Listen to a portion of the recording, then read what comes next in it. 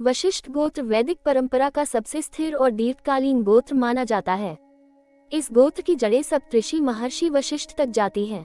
महर्षि वशिष्ठ ऋग्वेद के मंडल 7 के प्रमुख ऋषि थे। ऋग्वेद के उनके सूक्त केवल देवताओं की स्तुति नहीं करते, वे वैदिक समाज, राजधर्म और जीवन दर्शन की मूल संरचना प्रस्तुत करते हैं। महर्षि वशिष्ठ केवल तपस्वी नहीं थे, वे वैदिक समाज के नीति निर्माता थे। वे धर्म के संरक्षक थे और वे राजाओं के मार्गदर्शक भी थे। इसी कारण वशिष्ठ गोत्र को स्थिरता, विवेक और संतुलन का प्रतीक माना जाता है।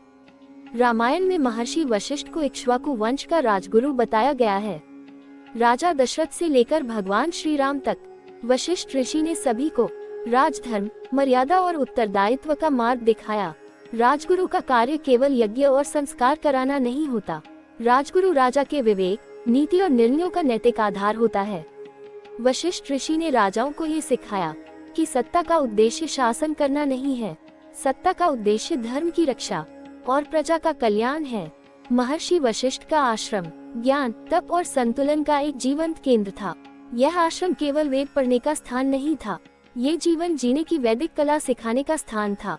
पुराणों में कामधेनु और नंदिनी की कथा मिलती है। ये कथा महर्षि वशिष्ठ की आध्यात्मिक शक्ति और उनके ब्रह्मतेज का प्रतीक है। ये कथा स्पष्ट करती है कि ब्रह्मतेज कभी बाहुबल पर निर्भर नहीं होता। जब राजा विश्वामित्र सैन्य शक्ति के बल पर कामधेनु को प्राप्त करना चाहते हैं, तब वशिष्ठ ऋषि युद्ध का मार्ग नहीं अपनाते। उनका ब्रह्मतेज स्वयं ही संतुलन स्थापित कर देता है। ये प्रसंग ये समझाता है कि बल और ब्रह्मतेज में मूलभूत अंतर क्या होता है। वशिष्ठ गोत्र की सबसे गहन और दुर्लभ देन है योग वशिष्ठ। योग वशिष्ठ कोई साधारण ग्रंथ नहीं है, ये सनातन दर्शन का अत्यंत उच्च अद्वैत ग्रंथ है। ये ग्रंथ महर्षि वशिष्ठ और भगवान श्री राम के संवाद के रूप में प्रस्तुत किया गया है। इस ग्रंथ में महर्षि वशिष्ठ भगवान राम को ये सिखाते हैं कि दुख, बंधन और भय बाहरी नहीं होते, ये मन की रचनाएं होते हैं। योग वशिष्ठ में कर्म, पुनर्जन्म, माया, चित्त, वासना और मोक्ष का गहरा विश्लेषण मिलता है। ये दर्शन सांख्य, वेदांत और योग तीनों का संतुलित समन्वय प्रस्तुत करता है। ये ग्रंथ यह सिखाता है कि मोक्ष कहीं जाकर नहीं मिलता, मोक्ष दृष्टि बदलने से मिलता है।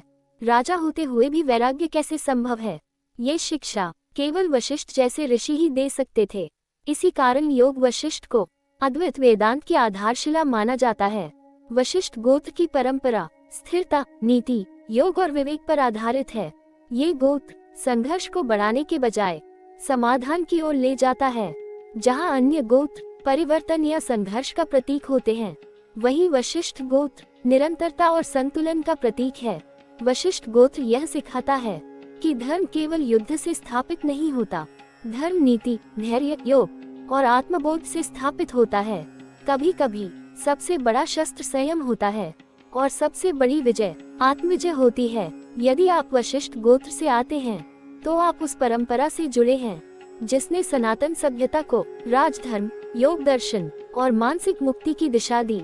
वशिष्ठ गोत्र कोई कथा नहीं है, ये वैदिक नीति, योग और ब्रह्म ज्ञान का जीवंत दर्शन है। जय सनातन।